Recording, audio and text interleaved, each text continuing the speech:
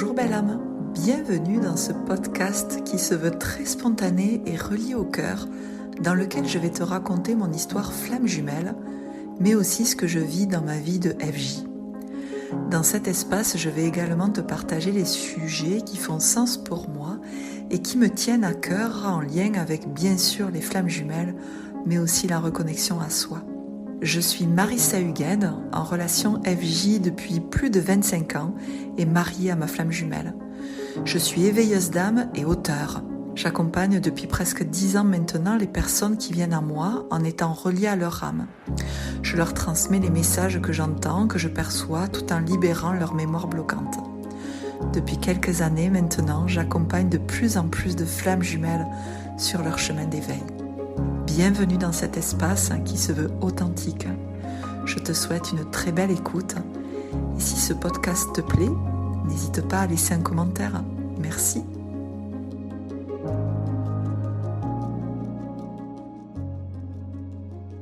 Bonjour belle âme, j'espère que tu vas bien. On se retrouve dans ce nouvel épisode dans lequel j'ai envie de te parler du fait de te positionner dans le lien.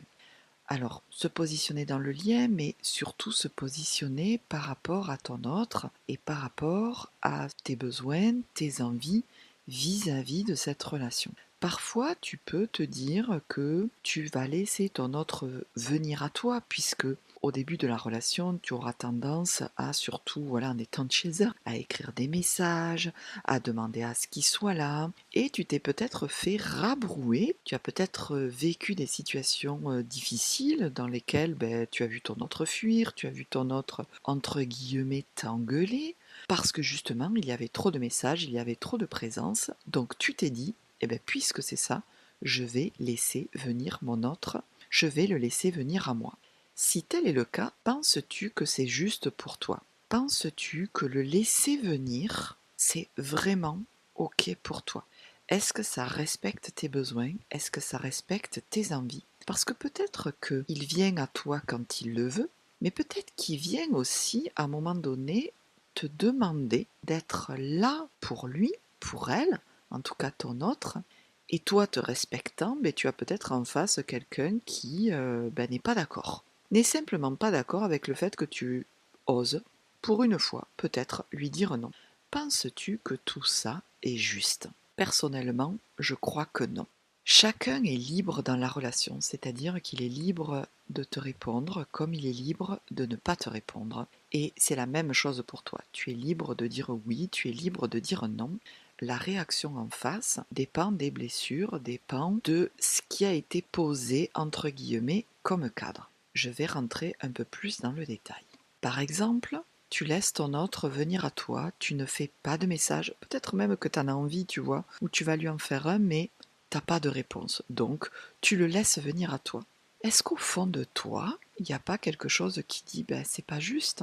C'est pas juste parce que moi je lui écris, je prends des nouvelles, j'ai la sensation d'être dans le cœur, et là je n'ai pas de réponse. En face, j'ai quelqu'un qui n'est pas engagé. Mais par contre, peut-être une semaine plus tard, ton autre va revenir à toi pour, sous forme de comment vas-tu ? Est-ce qu'on pourrait pas se voir ? Ou j'ai besoin de toi, sois là pour moi. Et là, toi, si tu te respectes, si tu réponds pas, ou si tu viens lui dire non, là peut-être qu'il y a des choses qui se passent, peut-être qu'il va refuir, peut-être qu'il va dire que ton attitude n'est pas normale. Tout ça, c'est pas clair. J'ai tendance à dire que certes chacun est libre, mais à un moment donné, il faut quand même un minimum d'engagement dans la relation. Penses-tu que c'est juste pour toi de le laisser venir au gré du vent, au gré de ses envies à lui ? Penses-tu que c'est juste que quand toi tu fais un message, il ne réponde pas pendant une semaine ? Alors parfois, la vie fait que on ne peut pas répondre parce qu'on est tracassé, parce qu'on n'a pas le temps, mais ne me dis pas un petit message, un petit emoji, on n'est plus au temps des lettres, des faucons et des pigeons voyageurs. Il est possible aujourd'hui de montrer à l'autre qu'on a bien vu le message, qu'on l'a bien reçu, mais il est surtout important quand on a envie de la relation, même quand il y a des peurs. Parce que tu vas me dire, oui, mais mon autre, il fuit, il a des peurs, tout ça, oui, mais qu'est-ce qui te convient à toi ? Qu'est-ce que toi tu as envie ? Tu as envie d'être là à attendre sur un banc que ton autre se décide à t'écrire et peut-être même t'écrire en te demandant quelque chose et toi une fois de plus donner, mais est-ce que toi tu reçois? Ça n'est pas que la faute entre guillemets de l'autre. La relation c'est toujours 50-50, il n'y a jamais un seul coupable. J'aime pas ce terme, mais un seul responsable, je vais plus le dire comme ça. Poses-tu tes limites? As-tu défini par toi-même ce que tu veux, ce que tu souhaites, ce que tu ne veux plus, ce que tu ne souhaites plus? Peut-être pas. Peut-être qu'aujourd'hui ton cadre, il est de je le laisse venir parce que je suis en paix avec moi-même. Et puis, quand mon autre revient vers moi, parce que ça peut être lui ou elle, quand mon autre revient vers moi, bon ben je fais en fonction de mes envies et mes besoins. Ok. Et si en face, tu as quelqu'un qui refuit, quelqu'un qui va te critiquer de ton attitude, tu auras peut-être sûrement de la compassion, de l'empathie, mais tu sens que toi, tu te respectes. Mais si tu sens que tu écris, t'as pas de réponse, t'as une réponse une semaine après, que toi ça te vexe, ça te blesse, parce que toi tu es dans la relation et tu sens que l'autre il n'est pas dans la relation, n'est-ce pas là important de toi t'exprimer sur ce que tu veux, de ce que tu ne veux pas? Bien sûr que ça va révéler la peur de perdre, bien sûr que ça va révéler la peur d'être critiqué, d'être abandonné, d'être trahi, c'est évident. Mais quand tu ne t'exprimes pas, quand tu ne poses pas ce cadre pour toi, moi j'ai tendance à dire, le cadre, il est comme un rectangle, un carré dans lequel tu es placé. Dans cette délimitation, tu te sens en sécurité. Mais dès qu'il y a quelque chose, une situation qui dépasse ça, c'est à toi de ressentir, est-ce que ça te convient ou pas? Mais si tu sens que toi tu donnes trop, qu'en face, ton autre ne vient que te chercher quand il a envie, penses-tu que c'est juste pour toi?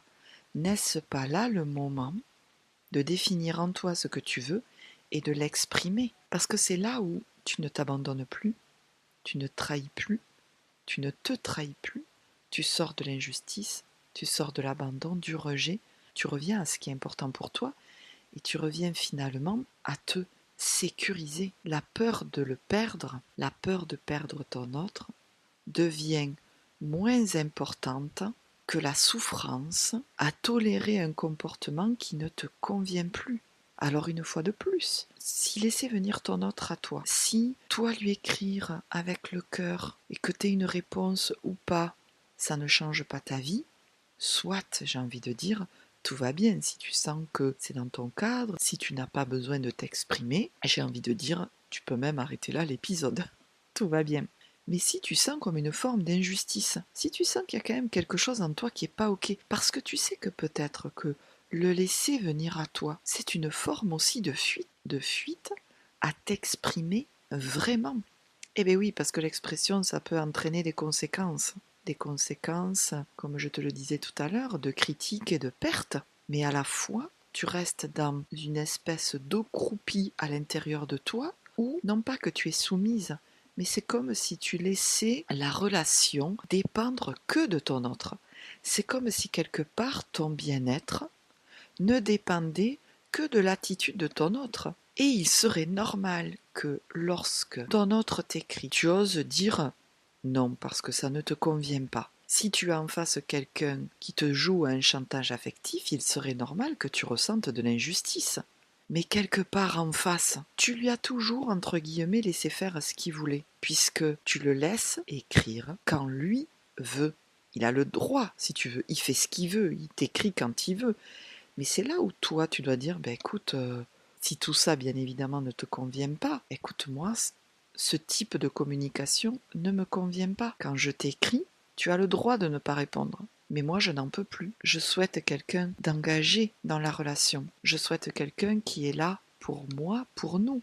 Non pas pour te sécuriser, mais quelqu'un qui est là de soutenant, normal dans la relation. Mais attention, tu es aussi responsable parce que ne posant pas ton cadre, eh ben, tu lui apprends ou tu tolères, entre guillemets, qu'il peut t'écrire quand il veut et que tu es là pour lui. Puisque quand il ne répond pas, ben toi, quelque part, ton silence fait que tu acquiesces, comme on dit, qui ne dit mot consent. Donc elle est peut-être là ta responsabilité, à lui avoir fait comprendre à ton autre que tu étais là pour lui quand lui avait besoin, Donc quand tu vas à cette rencontre-là, du coup, ça ne peut ne pas convenir ou ça peut entraîner la fuite parce que en face, tu peux avoir quelqu'un qui, du coup, se sent complètement rejeté et va encore fuir. Mais finalement, c'est un cercle vicieux où aucun ne pose le cadre de ce qui est important pour lui.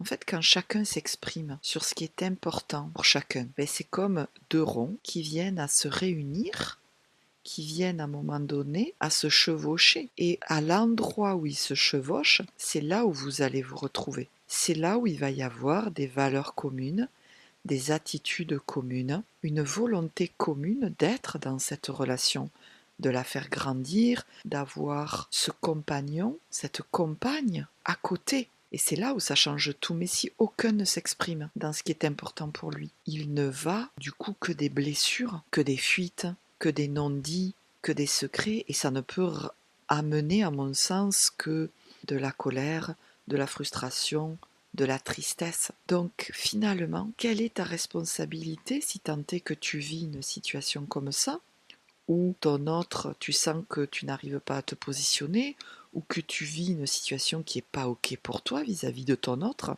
qu'est-ce que tu pourrais faire pour toi? Comment tu pourrais t'exprimer? Alors ça ne veut pas dire qu'il faut s'exprimer vite vite après avoir écouté cet épisode. Déjà clarifie en toi. Personnellement, moi j'aime beaucoup, avant de m'exprimer sur des choses qui sont importantes, je me fais des notes, tu sais, sur mon téléphone. Et puis je vais les relire à voix haute. Et puis je vais aussi peut-être m'exprimer à voix haute, m'imaginant la personne en face de moi. Alors, bien évidemment, là je te parle de flammes jumelles, mais on est d'accord que ça convient à toute relation. Famille, amis, collègues de travail, c'est toujours d'abord de soi à soi. Définis ce qui est important pour toi. Définis ce que tu ne veux plus. Déjà de toi à toi. Et après, entraîne-toi peut-être à l'exprimer. Et à un moment donné, tu vas sentir que ça va être important de le dire parce que ça va être la prochaine étape. Mais en faisant tout ça de toi à toi, en te préparant, quelque part, tu te sécurises, tu légitimes ce qui est important pour toi et tu dépasses la peur, ou en tout cas, tu fais grandir la confiance en toi, ce yang qui fuit, ce yang qui tolère que l'autre écrive que quand il veut, ce yang qui donne de trop. Là non, c'est du yang de toi à toi et tout ça devient très vertueux pour à un moment donné avoir le ressenti, pour à un moment donné ressentir plutôt que c'est ok le bon moment de t'exprimer. Ainsi tu dépasses la peur de perdre, la peur d'être critiqué, la peur d'être jugé, la peur de ces conséquences qui pourraient être le silence ou, je ne vais pas dire la violence, mais peut-être la violence ou l'attaque de l'autre parce qu'il n'est pas content de ce que tu vas lui dire. Mais quand toi tu t'exprimes, tu vas forcément le dire avec le cœur, parce que c'est important pour toi, tout en sachant que l'autre il fait aussi comme il peut, mais que tu es responsable de la situation dans laquelle tu es et quelque part vous êtes. Bien sûr qu'il est responsable en face. C'est toujours 50-50. Alors tu vas me dire, oui, mais dans la relation flamme jumelle, ou peut-être âme sœur, c'est important, tout ça, de garder le lien, on grandit ensemble. Oui, c'est important de garder le lien, bien sûr, mais pas à ton propre détriment. Et tu n'es pas là au service de l'autre. Tu n'es pas là comme soumise à attendre que l'autre, dans son bon vouloir, veuille bien te parler. Tu n'es pas là à attendre qu'il te demande quoi que ce soit. Non. Bien sûr que toi, tu peux attendre qu'il soit là parce que tu manques de sécurité intérieure, tu veux absolument que ton autre soit là pour te sentir bien, pour te sentir sereine, pour te sentir dans la vie, mais tout ça, le bonheur ne dépend pas de ton autre. Mais peut-être que tu crois qu'il dépend. D'où le fait que tu laisses faire des attitudes qui, au fond, ne sont pas OK pour toi. Mais tu sais, je le redis parce que j'ai tendance à dire ça, la flamme jumelle ne justifie pas tout. Et peut-être que au moment où tu écoutes cet épisode, tu te rends compte que, entre guillemets, la prochaine étape, c'est de toi t'exprimer. T'exprimer sur ce qui te convient et t'exprimer sur ce qui ne te convient plus. Et de voir si vos cercles se rejoignent. Alors tu vas me dire, mais oui, mais s'ils ne se rejoignent pas. Ben oui, mais s'ils ne se rejoignent pas, ils se rejoindront, je ne vais pas dire jamais, mais si tu poses pas si aucun ne pose une action, ils se rejoindront jamais. Et de toute façon, si tu t'exprimes et que tu vois qu'en face, il n'y a rien, c'est le vide, ou si c'est la colère, bon, tu vois bien qu'il était temps que toi tu bouges, que la relation n'était peut-être que dans un sens, mais du moment que tu bouges pour toi, tu es déjà moins enclin à être soumise à cette relation. Tu es déjà beaucoup plus actrice pour toi-même. Et si les cercles ne doivent pas se rejoindre, eh bien, ils ne doivent pas se rejoindre. Tu seras beaucoup plus clair en toi-même avec ce fait, même si on est d'accord que ça ne va pas être drôle. Il va sûrement y avoir de la tristesse, de la colère, mais tu seras sorti de cet immobilisme, de cette, entre guillemets, soumission à l'autre, que l'autre doit être là où tu dois le laisser faire pour que le lien continue à vivre. Le lien, pour qu'il vive, il faut être deux. Et tu ne peux pas à toi seul porter le lien. Et tu ne peux pas, oui, tu ne peux pas à toi seul porter le lien. Tu ne peux pas laisser faire ton autre ce qu'il veut, sachant que pour toi, c'est pas ok. Que pour toi, il y a de la souffrance, de l'injustice, une tristesse, un sentiment de ne pas être aimé, un sentiment où l'autre ne s'engage pas alors que toi tu t'engages trop. Donc comment pourrais-tu renverser la vapeur et t'engager non pas de trop avec l'autre mais t'engager pour toi? Comment pourrais-tu agir? Que pourrais-tu faire pour toi pour arrêter de subir quelque part son comportement, la relation. Et ça commence peut-être à définir en toi, par toi-même, ce que tu veux de ce que tu ne veux plus. Et à un moment donné, tu vas pouvoir t'exprimer par rapport à ton autre comme tu le ferais à une amie, à un collègue. Alors bien sûr que ça n'est pas pareil parce que là il y a la dimension d'amour, mais j'ai envie de dire, si tu le fais avec ta flamme jumelle, tu le fais avec tout le monde. Et peut-être que de le faire avec ton ami, avec ton collègue, ta collègue, avec en famille, c'est déjà peut-être te préparer et commencer à poser un cadre dans ce que tu veux, de ce que tu ne veux plus. C'est te respecter, c'est ne plus t'abandonner, c'est ne plus être dans l'injustice, c'est ne plus être dans la honte, c'est t'exprimer tel que c'est important pour toi. Donc j'espère que cet épisode t'aura plu, merci de m'avoir écouté et je te souhaite vraiment de pouvoir t'exprimer tel que tu es, dans le respect de toi-même, dans le respect de tes besoins et de tes envies, sachant que ton autre n'est pas là pour t'amener de la sécurité et en t'exprimant, tu commences à t'amener toi-même cette propre sécurité et le bénéfice, le cercle vertueux à tout ça, c'est que tu seras du coup bien moins dépendante de l'autre puisque par toi-même, tu arrives à t'exprimer et donc tu arrives à te sécuriser et donc tu sors du regard de l'autre, du jugement, de l'abandon et tout va bien. Mais c'est un chemin. En tout cas, j'espère que cet épisode t'aura un peu aidé sur ce chemin-là. Je te souhaite vraiment de t'exprimer de ton cœur sur ce qui est important pour toi. Je te souhaite une très belle journée, un très bon retour dans ton quotidien, beaucoup d'amour, beaucoup de tendresse, beaucoup d'indulgence et de bienveillance. Et je te dis à tout bientôt dans un prochain épisode.